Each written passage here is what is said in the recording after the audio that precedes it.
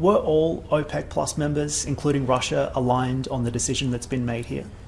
On the decisions, you mean? Because there are quite a few of them. I think we did a full package which will hopefully sustain us and bring about clarity and visibility to our full intentions of what we want to do this year, the rest of this year, I mean next year, and even the preparatory work that we are putting together. Hopefully by mid-year next year we will have new baselines and a way forward that makes it more equitable, more fair for everybody to assign for them production levels that is going to be commensurate with their capacities in the most transparent way. And we believe that there are institutions that can do the work, and they are independent and they are reliable. And reliability is subjective, but I can't think of any better than the three that we have chosen.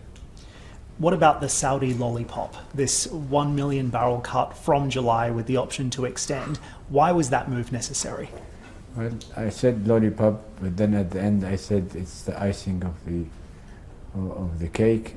Both, I think, it's very important that people realize that it was not something that was a part of a package, or because I'm sure that there are those who would say it was a tit for tat thing. But you have every meaningful way of verifying that not a single person who had attended these meetings had even heard of what number we will do, nor we have forwarded our proposals with this in mind, or we have forwarded this proposal with this thing attached to it. We did that, if you may recall, in February 21, and it went on for, it depends on the situation. Then was much more severe. That's why, we wanted to keep the option that it is extendable, because it is all going to be subject on how things will evolve.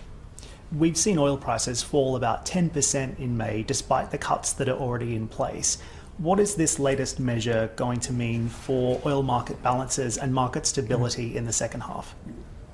One of the funny things that people sometimes deduce and write about without going to the original language. In April, when we all 8 or 9 countries issued our individual, which we have reissued today to talk about 24, we use the word precautionary.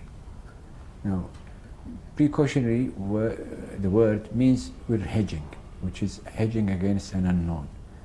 That doesn't mean we're placing an affirmative or a definitive judgment about how the market will be. It was just our sensibility, if you would call it, that the environment is not sufficiently allowing confidence to be there. So taking a precautionary measure tend to put you on the safe side. And it is part of the typical rhythm that we have installed in OPEC, which is being proactive, being preemptive. That tool is with us. So it doesn't mean that we have certainty about things may go sour or left or right. It was so funny, and some respected, I would call them respected outlets, or even those who attend to these, expert and so-called analysts, they took for granted.